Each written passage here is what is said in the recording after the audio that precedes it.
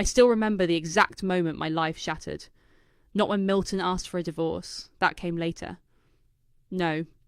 It was during that charity gala, standing in my blue silk dress, when I overheard his mother Teresa telling the board members I was an embarrassment to the Howard name. My name is Rhea, and 7 years ago I thought I had everything. A loving husband, a close-knit family through marriage, and a future bright enough to blind. Funny how quickly everything becomes nothing when powerful people decide to destroy you. "Darling, you seem tense," Milton said that night, his hand pressing against my lower back. The same hand that would later sign papers calling me unstable, unfit, and unworthy. "Your mother just—" I started. "Mum's just protective of our image," he cut me off, flashing that trademark smile that had once made me weak in the knees. "You know how these events are. Everything has to be perfect. Perfect. That word would haunt me for months." The next week, Teresa summoned me to her office. The mahogany desk between us might as well have been an ocean. "This isn't working out," she said, not even looking up from her papers. "Milton needs someone better suited to our family's position. We're willing to offer you a generous settlement if you leave quietly." I laughed. Actually laughed. "I'm sorry, what?" "Don't make this difficult, Rhea. You are never going to fit in here. A middle-class girl playing at being a Howard? Please." "I love your son," I said, my voice cracking. "And he loves me." Teresa finally looked up, her steel grey eyes cutting through me. "Does he? Ask him yourself." Milton was waiting outside. He wouldn't meet my eyes. "It's better this way," he mumbled. "We'll make sure you're taken care of." That was the last time my husband spoke to me as his wife. Everything after became lawyers, tabloids, and calculated character assassination. Lexi, my supposed best friend, went on record calling me a gold digger. "She manipulated my brother," she told Page 6. "The signs were always there." The signs. Right. Like how I'd supported Milton through his MBA while working 2 jobs. Or how I'd organised the charity foundation that saved their company's public image after that toxic waste scandal. "They're going to destroy you," Barry, my lawyer, warned me over coffee. "The Howards don't just divorce people, they erase them." "They can't just—" "They can and they will. They've already frozen your accounts, claimed you were embezzling. Every law firm in the city has suddenly become unavailable to represent you." I stared at my reflection in the coffee shop window. I looked hollow, haunted. "What do I do?" Barry leaned forward. "I'll represent you pro bono, but Rhea, the only way to survive this is to disappear. Let them think they've won. The divorce proceedings were a massacre. Every aspect of my life was twisted into evidence of my unworthiness. My charity work became social climbing. My business degree became plotting to steal company secrets. Teresa sat in the front row every day, watching with satisfied eyes as her lawyers tore me apart. Milton never showed up. The final blow came when they claimed I'd leaked company information to competitors. A complete fabrication, but it stuck. The judge, coincidentally a frequent guest at Howard family functions, ruled heavily in their favour. I left that courthouse with nothing but a small settlement and my name in tatters. The media had a field day, gold digger gets her due, Howard family escapes common clutches. That night, I sat in my empty apartment. Everything else had been claimed as Howard property, and opened my laptop. My hands shook as I typed out an email to Barry. I need to know everything about incorporating anonymously, about building something they'll never see coming. His response came within minutes. "Now that's the Rhea I know. Come by tomorrow. We have work to do." I closed my laptop and walked to the window, looking out at the city lights. 7 years later, I still remember what I whispered to myself that night, the words that would become my mantra. They thought they buried me, but all they did was plant me, and I have been growing in the dark ever since.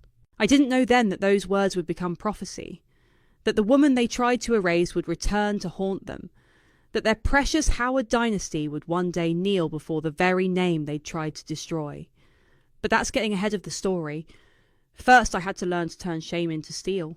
7 years can change everything. I'm sitting in my corner office on the 42nd floor, watching the city sparkle beneath me, when Carmen burst through the door, waving her tablet like it's on fire. "They're desperate," she announces, dropping into the chair across from me. "Howard Dynamics just lost their biggest client. Stocks in free fall. I keep my face neutral, though my heart races. Show me. She slides the tablet across my desk. The headline screams, Howard Dynasty crumbling. Tech giant seeks emergency investor. Their innovation department is dead, Carmen continues, her eyes gleaming. They never adapted to cloud services, stuck to their old systems. Now everyone's jumping ship. I scroll through the article, pausing at a photo of Milton leaving a bank meeting, his head bowed. He's aged, stress lines around his eyes, grey threading his temples. Teresa walks beside him, her spine still rigid with pride even as their empire crumbles. The best part, Carmen leans forward. They're specifically looking for an angel investor to save them. Someone with tech expertise and deep pockets. Someone like Ms. Richards? I ask, using my carefully constructed alter ego's name. Exactly. Barry's already getting calls from their lawyers. I stand and walk to the window, remembering the day I chose my company's name. Richards and Vale, my mother's maiden name paired with a word meaning valley, from the valley I rose. What do you think she'd say? Carmen asks softly, knowing my history. Your mom? She'd say revenge is a waste of time, I admit. But she never met the Howards. My phone buzzes. It's Barry. You're going to love this, he says when I answer. Teresa Howard herself just called. They want a meeting with Ms. Richards. Did she sound desperate? Like a drowning woman spotting a lifeboat. They've heard rumours about our tech integration success. They think we're their salvation. I laugh, but there's no humour in it. Salvation comes at a price. Speaking of price, Carmen interrupts, Trey just sent new numbers. They're worse off than we thought. They need at least 500 million to stay afloat. Trey Hamilton, our inside man at Howard Dynamics, young, brilliant, and disgusted by the family's corruption. He reached out to me 6 months ago, not knowing who I really was, just wanting to expose their mismanagement. Set up the meeting, I tell Barry. But through intermediaries, let's make them sweat. After they leave, I pull up the secure folder on my computer. Inside are 7 years of careful documentation, every corrupt deal, every covered-up scandal, every piece of evidence I could gather. My fingers hover over a photo from my wedding day. Milton and I, laughing under autumn leaves, before I learned what his family's love really cost. My phone rings again. This time it's an unknown number. I answer cautiously. Ms. Richards? A familiar voice sends ice through my veins. Lexi. I'm Alexandra Howard, PR Director at Howard Dynamics. I know you're very busy, but we'd love to discuss potential collaboration. Interesting, I say, disguising my voice slightly. I was under the impression your family doesn't collaborate. They acquire. A pause. We're changing our approach. Times change. People change. Do they? I ask softly, then catch myself. Send the proposal to my office. We'll review it. After hanging up, I open my desk drawer and pull out an old newspaper clipping. The headline reads, Howard Family Triumphs. Gold diggers' claims dismissed. Below it, a quote from Lexi. Some people will do anything to climb the social ladder. We're just glad the truth came out. My computer pings. New email from Trey. Attached is a leaked photo of the Howards leaving another failed investor meeting, heads down, Teresa's perfect posture finally showing cracks. I smile, touching the screen gently. Time to answer their prayers, I whisper to the empty office. Time to show them exactly who they're dealing with. 7 years ago, they stripped me bare and left me for dead. Now they're coming to me for salvation, not knowing they're walking right into my web. They taught me well how to be ruthless, how to strike where it hurts most, how to destroy someone completely. I pick up my phone one last time. Carmen? Tell Barry to draw up the paperwork. We're going to buy Howard Dynamics. All of it. Every last share. And Carmen, make sure the terms are interesting. I end the call and look back at the city lights. Somewhere out there, the Howards are planning their revival, pinning their hopes on the mysterious Ms. Richards. They have no idea that the woman they destroyed is about to become their owner. Karma, it seems, has a wicked sense of humour. 51% ownership at 30 cents on the dollar, Barry announces, sliding the offer across the conference table to our intermediaries. Non-negotiable. I watch through the two-way mirror as the Howard family lawyers exchange nervous glances. They're sitting in our downtown office's main conference room while I observe from the adjacent viewing room with Carmen and Barry. This is highway robbery, one lawyer sputters. The board will never. The board doesn't have a choice, our representative cuts in smoothly. Ms. Richards is offering a lifeline. Take it, or watch Howard Dynamics dissolve by quarter's end. I lean closer to the glass as Milton enters the room, late as usual. He's wearing the same navy suit he always wore to important meetings. His power suit, he used to call it. Now it hangs slightly loose on his frame. What did I miss? He asks, dropping into a chair. They want controlling interest, his lawyer explains. A severe discount. Milton's face darkens. Absolutely not. We're the Howards. We don't give up control. My phone buzzes. A text from Trey. Teresa's on her way. She's furious. Right on cue, the conference room door slams open. Teresa storms in, her heels clicking against the marble floor like gunshots. Milton! She snaps. Outside. Now?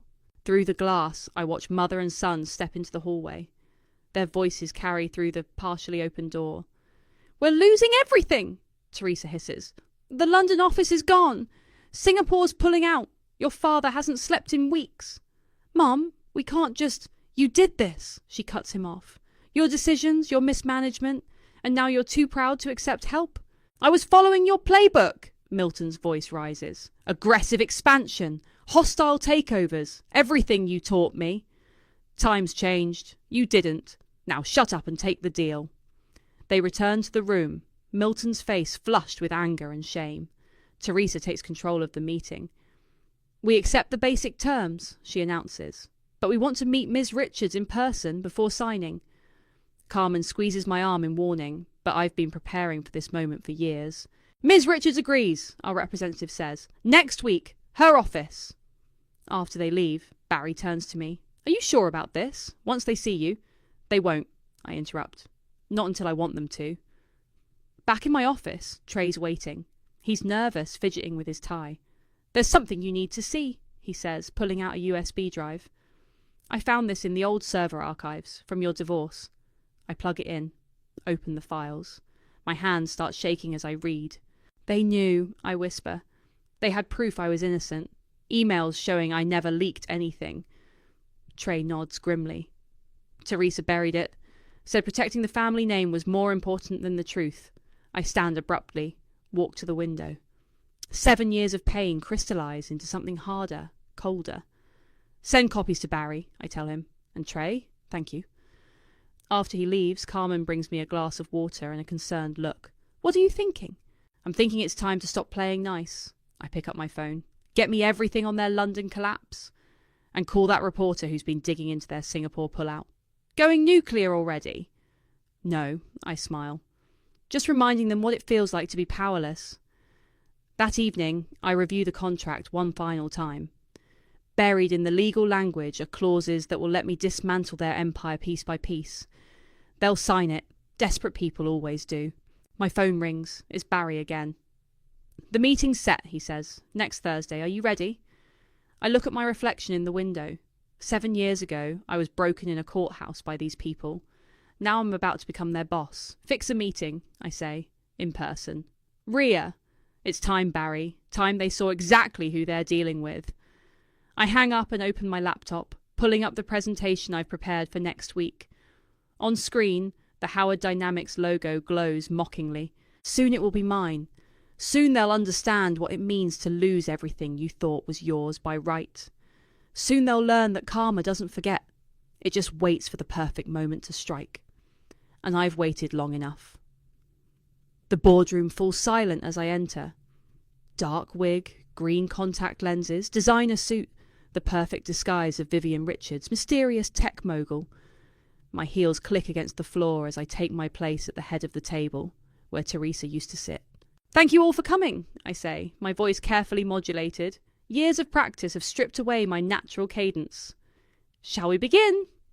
Milton leans forward, trying to project confidence. Ms. Richards, we're honoured. Save the pleasantries, I cut him off, just as his mother used to do to me. I've reviewed your numbers. They're worse than you've admitted. Teresa's face tightens. We've had some temporary setbacks. Temporary? I pull up the first slide of my presentation. Your R&D department hasn't produced a viable product in 3 years. Your cloud infrastructure is a decade behind. and your Asian markets are hemorrhaging clients. From the corner of my eye, I see Lexi studying me intently. My heart pounds, but I keep my expression neutral. 7 years is a long time. People see what they expect to see. We have plans to address these issues, Milton argues. Plans require capital, I reply coolly, which you don't have, hence this meeting. I click to the next slide, displaying their complete financial breakdown. Teresa inhales sharply. These numbers weren't public knowledge. Trey had done his job well. How did you... Milton starts. I do my homework, Mr. Howard. Something you should have done before running your family's legacy into the ground. His face flushes red. Behind him, Lexi's still staring, her brow furrowed in concentration. I move on quickly. My offer stands. 51% ownership. I'll inject the capital you need, restructure your tech division, and save what's left of your company. I pause, letting it sink in.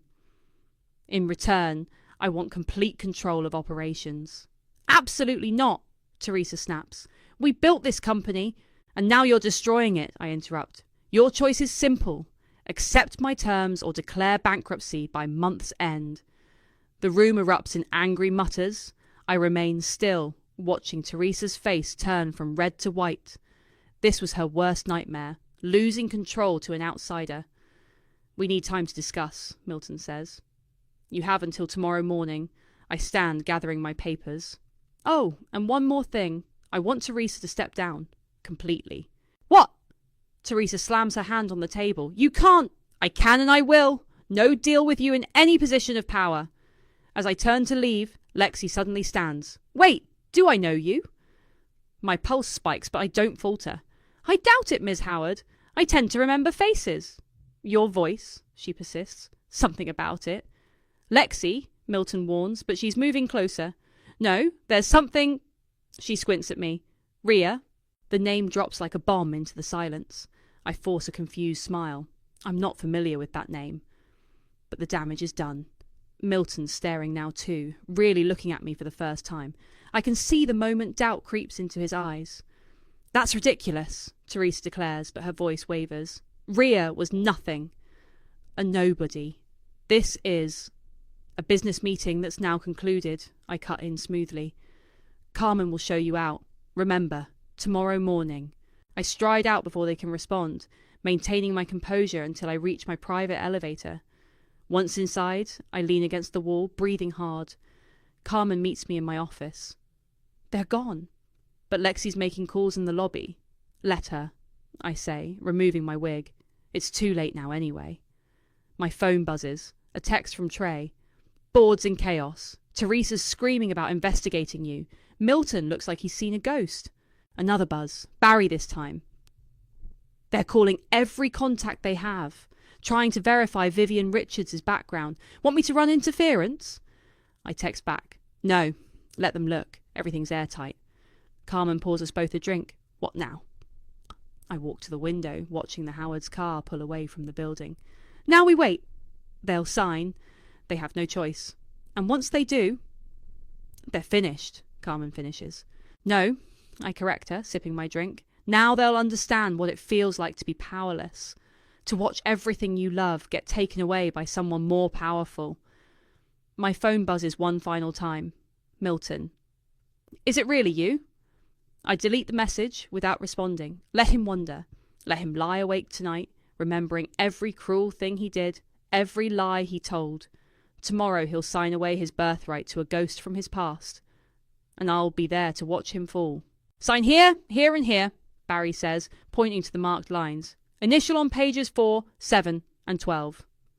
I watch through my office window as Milton's hand trembles slightly over the contract. Teresa stands behind him, her face a mask of barely contained rage. They'd shown up at 8 a.m. sharp, as demanded. Article 6 is unacceptable, their lawyer protests. Complete restructuring authority without board approval is non-negotiable, I cut in, still wearing my Vivian Richards disguise. As is Teresa's immediate resignation. Teresa steps forward. This is extortion. No. I smile coldly. This is business. Your specialty, remember? Milton signs the final page, his signature a defeated scrawl. The moment the pen lifts, Carmen starts distributing press releases to the waiting assistants. What's this? Lexi grabs one, scanning it quickly. Her face pales. You're announcing this now? Stock markets open in 30 minutes, I reply. Transparency is important, isn't it? The dig hits home. Transparency was what they'd denied me 7 years ago. Teresa must catch the reference because her eyes narrow dangerously. You! She hisses. It is you. I ignore her, turning to Carmen. Please escort Mrs. Howard to her office. She has 1 hour to clear her personal belongings. You can't. I can, I interrupt. Page 12, paragraph 3. The contract you just approved gives me full authority to remove any executive I deem problematic. My phone buzzes. Trey. Board members arriving early. They've heard rumours. Perfect timing. Milton, stay, I command as the others file out. We need to discuss your role moving forward. Once we're alone, he slumps in his chair. How long have you been planning this? Since the day you and your family destroyed me. We didn't. Shut up, I snap, finally dropping the fake voice. Trey found the evidence you buried. The proof that I never leaked anything. You let them crucify me when you knew I was innocent. His face goes ashen. Ria, Ms. Richards, I correct him. That's who you signed your company over to. That's who owns you now. My phone buzzes again. Carmen. Teresa's making a scene upstairs. Security standing by. If you'll excuse me, I stand, straightening my jacket. Your mother needs a lesson in graceful exits. I find Teresa in her office, throwing files into boxes while security watches nervously. When she sees me, she launches a paperweight at my head. I duck easily. Feel better? I ask calmly. You vindictive bitch! She snarls. You think you've won? No, Teresa. I think you've lost. There's a difference. She laughs bitterly. We made you. Everything you learned about power, about control, you learned from us. True, I concede. And now I'm using those lessons to dismantle everything you built. Poetic, isn't it? Security steps forward as she reaches for another projectile. Mrs. Howard, please! Get out! She screams. All of you! I wave security back. 5 minutes, I tell them. Once they're gone, Teresa seems to deflate. What do you want? Really? I want you to feel what I felt. Helpless, humiliated, watching everything you love get torn away while you can't do anything to stop it. My phone buzzes. Markets are open. Howard Dynamics stock is soaring on news of the takeover. You're going to destroy us, Teresa whispers. No, I reply softly. I'm going to make you watch while I save your company, while I succeed where you failed. That's a far better revenge. Security returns. As they escort Teresa out, I hear running footsteps. Lexi appears in the doorway, face flushed. The board wants an emergency meeting, she pants. They're saying you've already sold off our legacy division. I smile. Check your email. Press release goes out in 10 minutes. She pulls out her phone, reads quickly. Her knees actually buckle. You sold it to Charity Holdings, she gasps. The same name you mocked me with in court. Yes, fitting, don't you think? Carmen appears behind her. Private investigator in the lobby. Teresa hired him to dig into Vivian Richards, I laugh. Let him dig. Everything he'll find leads to shell companies and dead ends. I turn back to Lexi. Board meeting in an hour. Don't be late. As they leave, I walk to Teresa's window, my window now, and look out at the city. My phone buzzes one last time. It's Milton. What happens now? I type back 3 words. Now you kneel. The Howard dynasty is crumbling, and I'm the wrecking ball they never saw coming. The boardroom doors slam open with enough force to rattle the windows. Milton storms in, waving a photograph in his hand, his face contorted with rage. Show them, he demands, his voice shaking. Show them who you really are. The board members shift uncomfortably in their seats. Teresa and Lexi hover near the door, while Trey pretends to be absorbed in his laptop. I remain seated, one eyebrow raised. Is there a problem, Milton? Take it off, he snarls. The wig, the contacts, all of it. Stop hiding behind Vivian Richards. A heavy silence falls over the room. I glance at Carmen, who gives me a slight nod. It's time. Very well, I say, reaching up to remove the dark wig. The contacts follow. Finally, I wipe away the makeup that had subtly altered my features. Happy now? Gasps echo around the table. One board member actually drops his coffee cup. "Some ghosts don't haunt," I announce, my natural voice ringing clear. "They build." "Jesus Christ," someone whispers. Teresa lunges forward, but security blocks her path. "You manipulative—" "Careful," I cut her off. "I own 51% of this company now.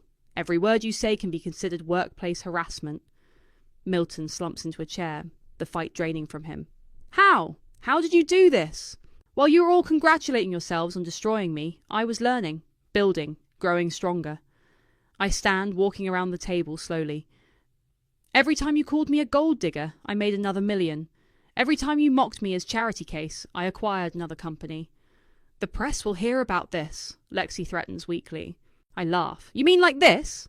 I click a button, and the wall screen comes to life, showing live news coverage. Headlines flash. "Tech mogul reveals identity. Former Howard wife takes control."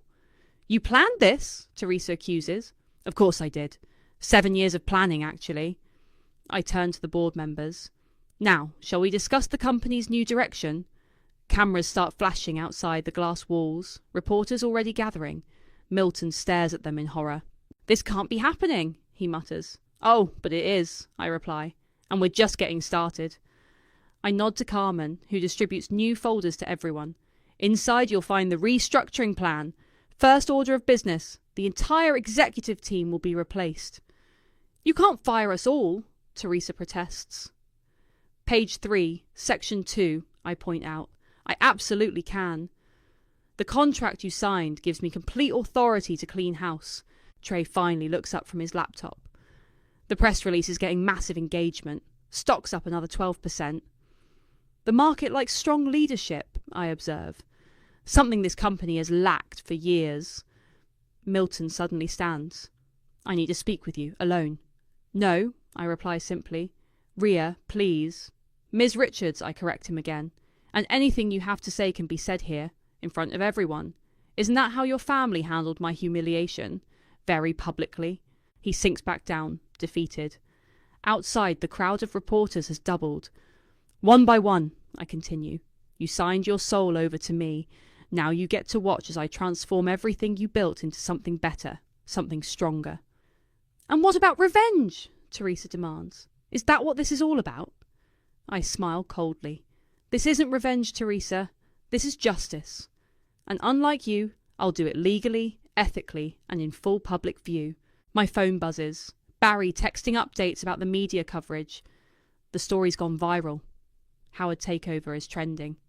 "Security will escort you to clear out your offices," I announce. "You have until end of day. After that, restraining orders go into effect." "Restraining orders?" Lexi gasps. "Can't have disgruntled former executives hanging around, can we? Bad for morale." As security begins ushering them out, Milton turns back one last time. "I'm sorry," he says quietly, "for everything." "Sorry doesn't rebuild a life," I reply. "But watching you lose everything, that helps."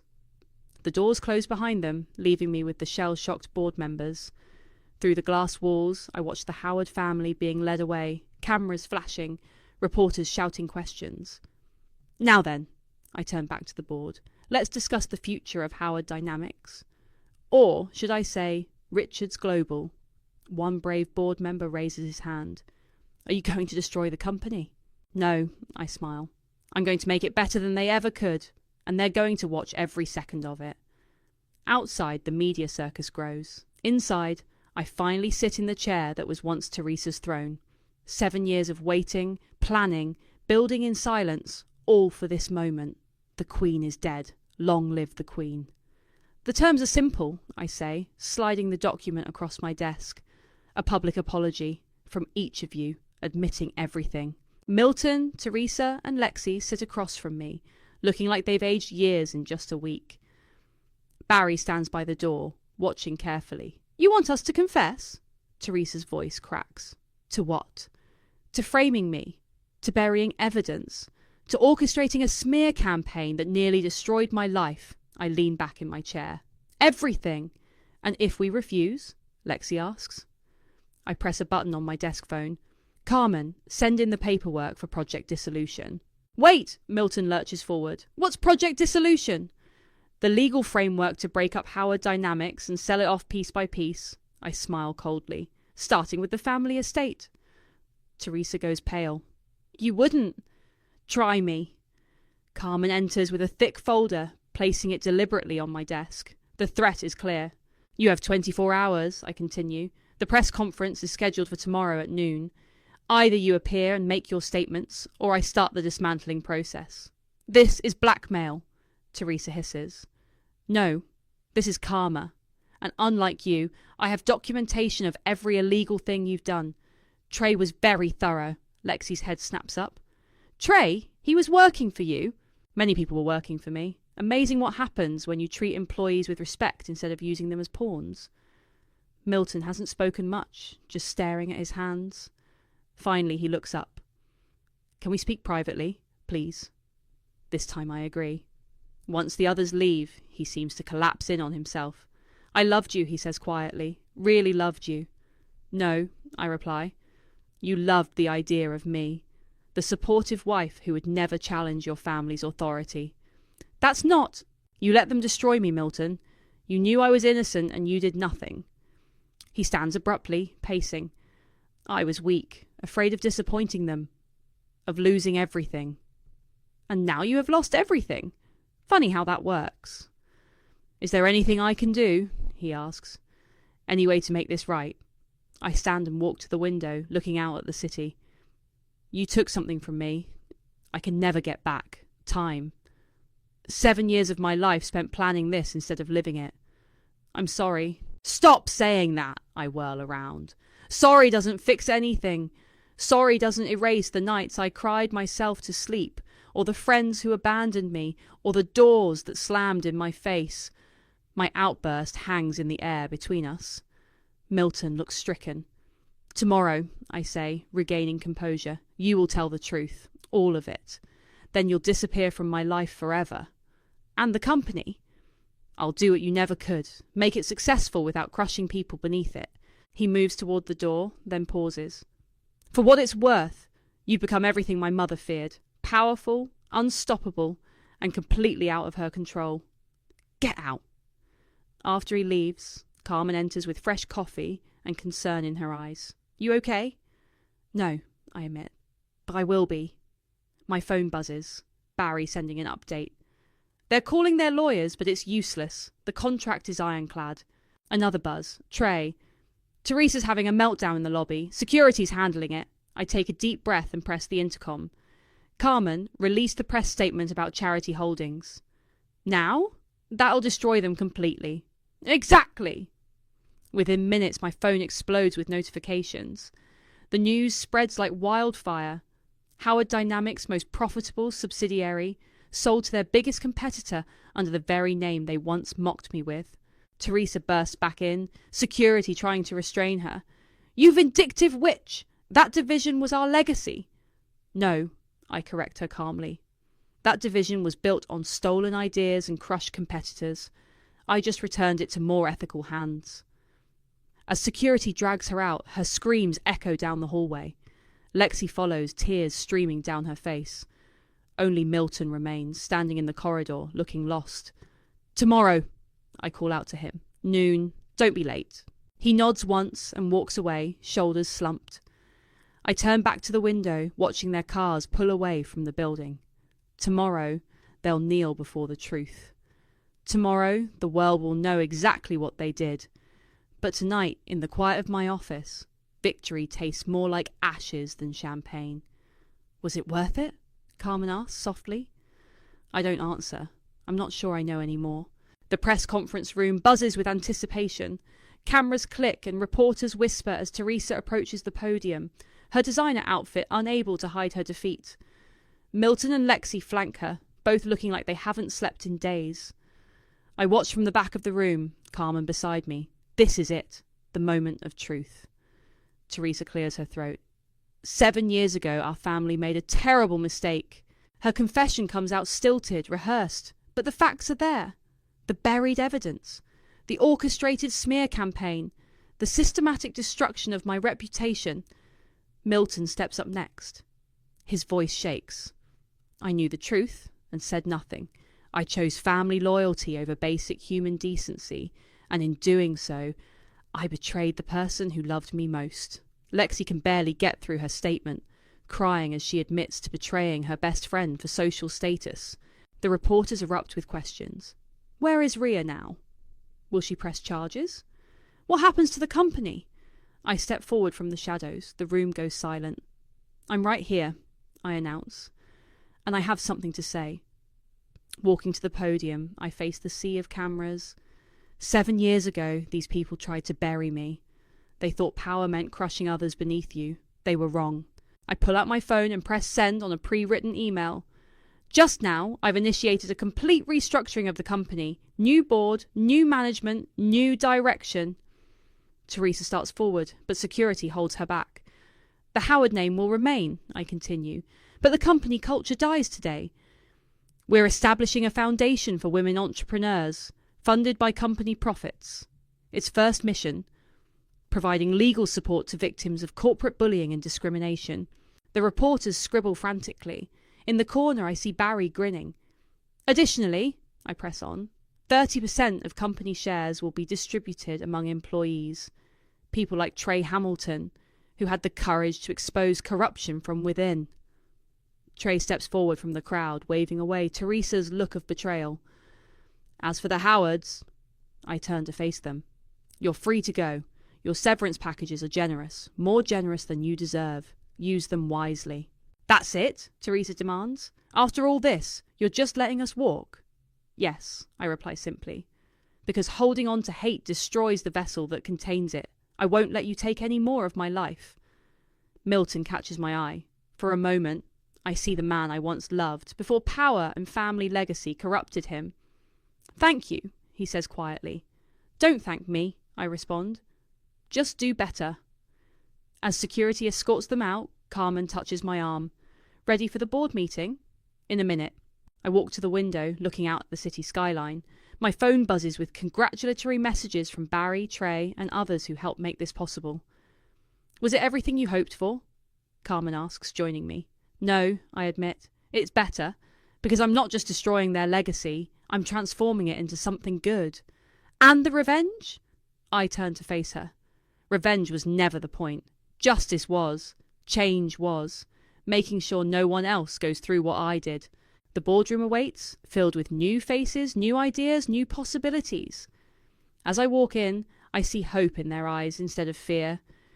Let's begin, I say, taking my seat. We have a company to rebuild. Barry passes out the new corporate charter, one that prioritizes ethics over profits, innovation over intimidation. One last thing, I announce. The company needs a new CEO. Someone who understands both technology and humanity. I slide a folder across to Carmen. Interested? Her eyes widen. Me? But you? I'm stepping down, I explain. I'll remain on the board, but this company needs a leader focused on the future, not the past. What will you do? I smile, thinking of all the plans I've put on hold for revenge. I'm going to live, travel, maybe fall in love again with someone who values truth over power. The room erupts in applause as Carmen accepts the position. Looking around at these faces, people chosen for their integrity as much as their talent, I feel something I haven't in 7 years. Peace. They gave me shame, and I turned it into steel. But steel isn't just for weapons, it's for building bridges, supporting structures, creating something lasting. Now I build in sunlight and leave the ashes behind. The Howard legacy isn't destroyed, it's reborn, and this time it will stand for something worth fighting for. That's not revenge, that's redemption.